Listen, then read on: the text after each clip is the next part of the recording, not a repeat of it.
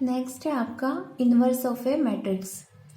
Inverse क्या होता है? मान लो ए कोई मैट्रिक्स है, हम स्क्वायर मैट्रिक्स की ही बात करेंगे।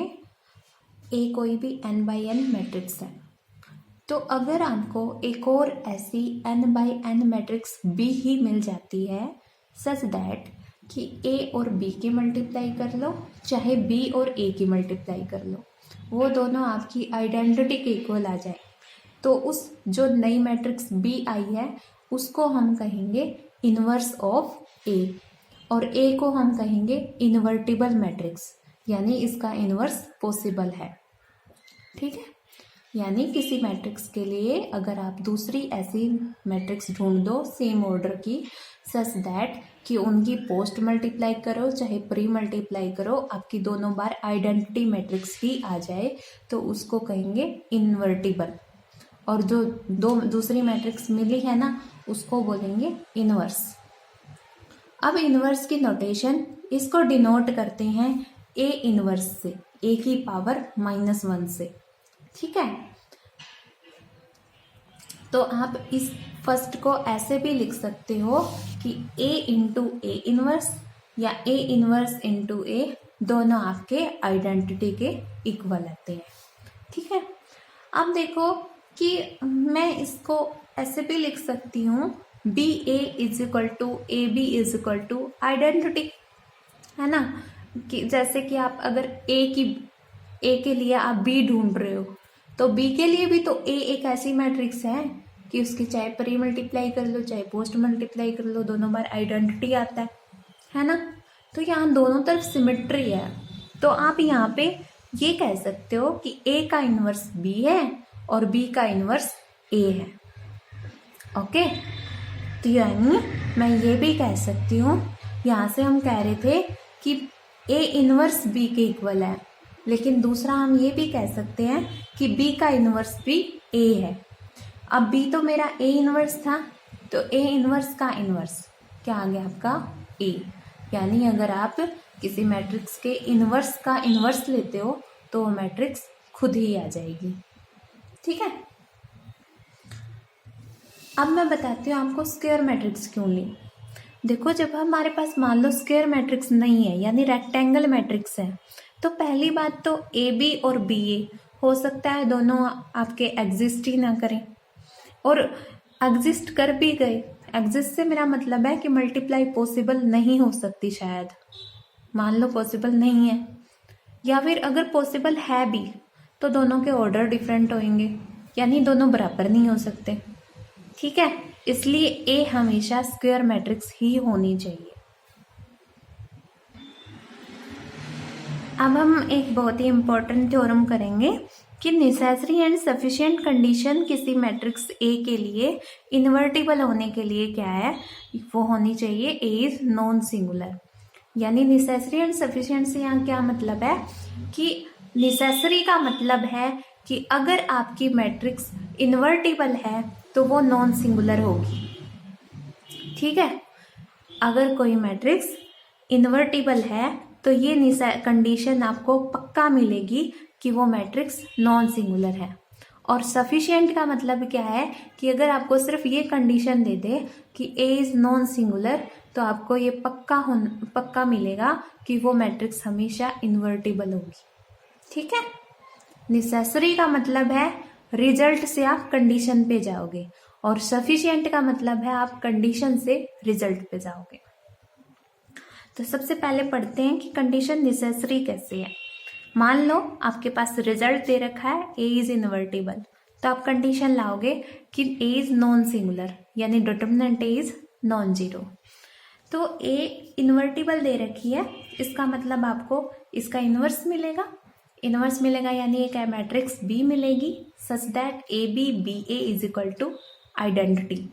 अब यहाँ से आप दोनों तरफ डिटरमिनेंट ले लो अगर, तो determinant of A B is equal to determinant of B A is equal to identity का डिटरमिनेंट। अब ये तो हमेशा 1 होता है, यानी 1 है यानी 0 नहीं है। अब इस डिटरमिनेंट को आप ऐसे खोल सकते हो, determinant A into determinant B. अब दो, ये कुछ और न्यूमेरिकल है, ये कुछ और न्यूमेरिकल है, अब इन दो के मल्टीप्लाई 0 नहीं हो सकती, यानी ये भी कभी जीरो नहीं हो सकते। इनमें से एक भी अगर जीरो हो गया तो ये चीज़ कभी भी वन नहीं आएगी, क्योंकि इनमें से एक भी जीरो हो गया तो प्रोडक्ट क्या होनी चाहिए, जीरो। तो ये वन नहीं आएगा कभी भी। तो जो डिटर्मिनेंट ए है वो जीरो नहीं हो सकता, इसलिए ये कंडीशन आ गई हमारे पास, ए इज नॉन सिंगुलर। आगे हम पढ़ेंगे कि कंडीशन सफिशिएंट कैसे है। सफिशिएंट के लिए आप ये कंडीशन लेके चलोगे और रिजल्ट प्रूव करोगे कि ए इज इनवर्टिबल। तो मान लो ए इज नॉन सिंगुलर, तो डिटर्मिनेंट ए नॉन जीरो होना चाहिए। हमें प्रूव करना है ए इनवर्टिबल है, तो उसके लिए हम यूज करेंगे पीछे का रिजल्ट। बहुत ही इंपॉर्टेंट रिजल्ट था ये कि A into adjoint A is equal to determinant A into identity. क्योंकि डिटर्मिनेंट ए नॉन जीरो है तो आप दोनों साइड डिटर्मिनेंट ए से डिवाइड कर दो। तो डिवाइड में डिटर्मिनेंट ए, यहाँ पे भी डिटर्मिनेंट ए, और ये क्योंकि आइडेंटिटी था तो सॉरी यहाँ पे डिटर्मिनेंट ए था तो वो आपस में कट जाएंगे, यहाँ पे बस आइडेंटिटी बच जाएगा। तो आप इसको ना खोल के लिखो तो ऐसे लिख सकते हो A into adjoint A divide by determinant A is equal to, इसको एक साथ और ए को अलग कर दो, इज इक्वल टू आइडेंटिटी। अब इसको मान लो बी, तो आपके पास ये कंडीशन आ गई A into B is equal to B into A is equal to identity. लेकिन ये तो हमारी इनवर्स एग्जिस्ट करने की डेफिनेशन है ना, तो इससे क्या हो गया आपके पास, ए का आपके पास इनवर्स आ गया, तो ए इज इनवर्टिबल। और जो ए इनवर्स है वो किसके इक्वल होना चाहिए, adjoint A divide by determinant A. अब इनवर्स निकालने का हमारे पास फॉर्मूला भी आ गया यहाँ से कि जो अगर मेरे पास ए मैट्रिक्स दे रखी है तो उसका इनवर्स क्या होगा, 1 bye determinant A into adjoint ए। ठीक है, और यहाँ से इन्वर्टिबल भी आ गई तो आपकी जो कंडीशन है वो सफिशिएंट भी आ गई। अब क्योंकि हमने दोनों चीज़ें प्रूव करी हैं कि कंडीशन हो तो रिजल्ट होगा, रिजल्ट है तो कंडीशन होगी, तो यानी जो सिंगुलर मैट्रिक्स होगी उनका इन्वर्स कभी नहीं हो सकता। ठीक है, क्योंकि हमारे पास इन्वर्स का फॉर्मूला भी यही है ना, 1 बाय डिटर्मिनेंट ए। अगर डिटर्मिनेंट ए ही जीरो हो जाएगा तो आप जीरो से तो किसी क्वांटिटी को डिवाइड ही नहीं कर सकते, तो उसका कोई इन्वर्स भी नहीं मिलेगा। ओके, नेक्स्ट है inverse of average square matrix अगर एग्जिस्ट करता है तो यूनिक होएगा। मान लो कि ए कोई मैट्रिक्स दे रखी है, इन्वर्टिबल भी है मान लो, और मैं ऐसा मान लेती हूँ कि उसके दो इन्वर्स हैं, बी और सी। ठीक है, तो हम दिखाएंगे यूनिक है। यूनिक के लिए क्या होना चाहिए, बी और सी दोनों बराबर होने चाहिए, तभी यूनिक होएगा। ओके, अब ना मैंने दो इन्वर्स माने बी और सी, तो है तो इन्वर्स सी, तो डेफिनेशन तो फॉलो होएगी इन्वर्स की। तो एक बार मानते हैं बी इन्वर्स है, तो ए बी और बी ए दोनों आइडेंटिटी के इक्वल। सिमिलरली जो सी है वो भी इन्वर्स है, तो ए सी ए इज इक्वल टू आइडेंटिटी। ठीक है, अब हम बात करते हैं प्रोडक्ट सी ए बी की। देखो ये तीनों मेरी n बाई एन है, n बाई एन और b भी n बाई एन, तो जो प्रोडक्ट होगी वो पॉसिबल है। तो हम इस प्रोडक्ट को दो तरह से निकालते हैं। एक बार तो सी ए बी को पहले तो आप ए बी पे ब्रैकेट ले लो। अगर मैं सी, क्योंकि ये प्रोडक्ट होती है, अगर आप ऑर्डर सेम रखो इनका तो हमेशा बराबर होती है, आप इन प्रोडक्ट को कैसे भी अपनी तरफ से हैंडल कर सकते हो। तो मैंने पहले ब्रैकेट लगा दी ए बी पे। अब पीछे हम देख चुके हैं कि बी तो इन्वर्स है ए का, तो ए बी आइडेंटिटी के इक्वल होना चाहिए, और आइडेंटिटी से सी की मल्टीप्लाई करोगे तो सी ही आ जाएगा। एक बार मैं ये ब्रैकेट आगे ले लेती हूँ सी ए पे। अब क्योंकि ए और सी भी आपस में इन्वर्स है तो ये भी आइडेंटिटी के इक्वल, इसकी बी से मल्टीप्लाई करी, दोबारा बी आ गया। आप इन दोनों इक्वेशन से देख सकते हो कि सी ए बी बराबर है सी के और सी ए बी बराबर है बी के, तो इन दोनों से क्या आ गया आपका, बी इज इक्वल टू सी। यानी जो इन्वर्स है वो हमेशा यूनिक होएगा। अब अगली, मान लो ए और बी हैं कोई दो नॉन सिंगुलर मैट्रिक्स हैं। नॉन सिंगुलर हैं तो इन्वर्स पॉसिबल होएगा। अब हम बात करते हैं कि इनके प्रोडक्ट की इन्वर्स क्या होगा। इनके प्रोडक्ट का इन्वर्स निकलता है शूज एंड सॉक्स रूल से, यानी ए बी का inverse is equal to B inverse A inverse. इसको शूज एंड सॉक्स रूल क्यों बोला? क्योंकि जैसे आप जूते पहनते हो तो पहले आप सॉक्स पहनते हो, फिर आप जूते पहनते हो, लेकिन जब आप उतारते हो तो पहले आपको जूते उतारने होते हैं, फिर आप सॉक्स उतारते हो।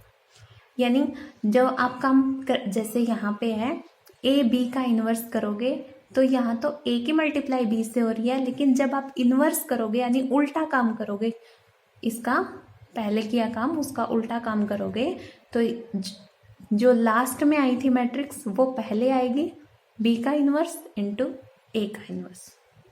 ओके, अब हम प्रूफ देखते हैं। क्योंकि यहाँ पे डिटरमिनेंट ए डिटरमिनेंट बी दोनों नॉन जीरो हैं, तो जो ए बी का प्रोडक्ट है उसका डिटरमिनेंट भी आप ऐसे खोल सकते हो। अब ये दोनों नॉन जीरो हैं तो ये भी नॉन जीरो। अब determinant of A B non zero है, यानी ए बी का इन्वर्स पॉसिबल है, सबसे पहली बात। ठीक है, अब मुझे दिखाना है कि ए बी का इन्वर्स ये होगा। अब इन्वर्स के लिए क्या होता है, मान लो एक्स और वाई दो हैं, मैं यहाँ ए बी नहीं लेती, कहीं आप कंफ्यूज ना हो जाओ। एक्स और वाई आपस में इन्वर्स कब होंगे? जब एक्स वाई की मल्टीप्लाई कर लो, चाहे वाई एक्स की मल्टीप्लाई कर लो, वो आइडेंटिटी आ जाए। ओके, अब मुझे दिखाना है ए बी और बी इन्वर्स ए इन्वर्स आपस में इन्वर्स हैं एक दूसरे के, तो मैं क्या करूँगी, एक बार ए बी की और इसकी प्री मल्टीप्लाई करूँगी, एक बार पोस्ट मल्टीप्लाई करूँगी, और दोनों आइडेंटिटी के इक्वल आ जाने चाहिए, तो आपस में इन्वर्स हो जाएंगे। तो ए बी की इसके साथ मल्टीप्लाई करते हैं, ये आप देखोगे बहुत आराम से हो जाएगा। बी और B inverse identity, A into A inverse identity, hence ये वाला आइडेंटिटी आ गया। सिमिलरली ये पहले ले लो, ए बी बाद में ले लो, तो आप दोबारा मल्टीप्लाई करोगे, आइडेंटिटी फिर आ जाएगा। क्योंकि दोनों की प्री मल्टीप्लाई पोस्ट मल्टीप्लाई दोनों आइडेंटिटी आ रही हैं, तो ये दोनों एक दूसरे के इन्वर्स हो गए, इसलिए हम कह सकते हैं ए बी का inverse is equal to B inverse A inverse. अभी जो हमने रिजल्ट पढ़ा उसको आप दो से ज़्यादा मैट्रिक्स के लिए भी लिख सकते हो। जैसे मेरे पास मान लो कि बहुत सारी मैट्रिक्स हैं A1 A2 AN, तो इनके लिए भी सेम होएगा कि आप इनके मल्टीप्लाई करके अगर इन्वर्स निकालना चाहो तो आपको लास्ट मैट्रिक्स से वापस चले जाना है, यानी फर्स्ट लास्ट मैट्रिक्स का इन्वर्स, फिर उससे पहले वाली का इन्वर्स, ऐसे ऐसे करते करते A1 के इन्वर्स तक उल्टा चले जाओ। ठीक है, अब दूसरा क्या है, यहाँ पे मान लो यहाँ पे A1 A2 AN सारी की सारी A है मेरी, आप यहाँ पे पुट करके देखो A एन टाइम का inverse is equal to AN भी A है, ये सारे A हैं, तो A इन्वर्स एन टाइम्स, तो यहाँ पे क्या आ जाएगा, A की पावर n हो गया ये, क्योंकि A है मेरी n टाइम्स A की पावर n का इन्वर्स इज इक्वल टू ये A इन्वर्स n बार है, यानी A इन्वर्स की पावर n, यानी पहले पावर कर लो फिर इन्वर्स कर लो, या पहले इन्वर्स करके फिर पावर कर लो, दोनों चीज़ें आपकी बराबर है। सिमिलरली आगे है आपका कि चाहे पहले ट्रांसपोज कर लो फिर इन्वर्स कर लो, या पहले इन्वर्स करके फिर ट्रांसपोज कर लो, दोनों चीज़ें आपकी बराबर है। अब क्योंकि इसमें आपको क्या चाहिए, ट्रांसपोज का इन्वर्स चाहिए। अब हमें ये पता है कि डिटरमिनेंट ए और डिटरमिनेंट ऑफ ट्रांसपोज ऑफ ए दोनों बराबर होते हैं, तो नॉन जीरो होएगा। अगर ए इन्वर्टिबल है तो determinant A non zero, hence this is non zero, तो ए ट्रांसपोज का इन्वर्स पॉसिबल है। ओके, अब ए का भी इन्वर्स पॉसिबल है, तो मेरे पास ये तो गिवन है A inverse into A is identity. यहाँ पे पुट दोनों तरफ ट्रांसपोज ले लो अगर आप, तो transpose of A into A inverse A का transpose is equal to identity का ट्रांसपोज। अब आइडेंटिटी का ट्रांसपोज तो आइडेंटिटी ही होता है, ठीक है, और उधर आ जाएगा कि क्योंकि मुझे ये पता है कि ए इंटू बी का ट्रांसपोज होता है, वो होता है बी ट्रांसपोज ए ट्रांसपोज, है ना। तो उसमें जो ऑर्डर था वो आपका रिवर्स हो जाएगा, ए इनवर्स का transpose A transpose A inverse का transpose is equal to identity. लेकिन कंडीशन तो वही फुलफिल हो गई ना, ए ट्रांसपोज के लिए मान लिया ये एक्स है, तो X into A transpose is equal to A transpose into X is equal to identity, ऐसा आ गया मेरा।